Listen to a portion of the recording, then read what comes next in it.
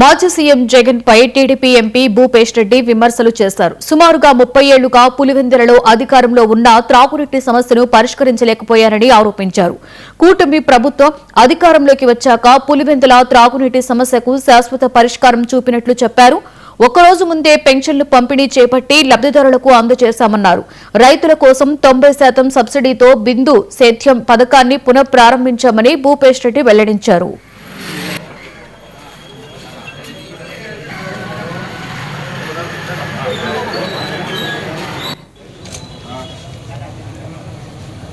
Right.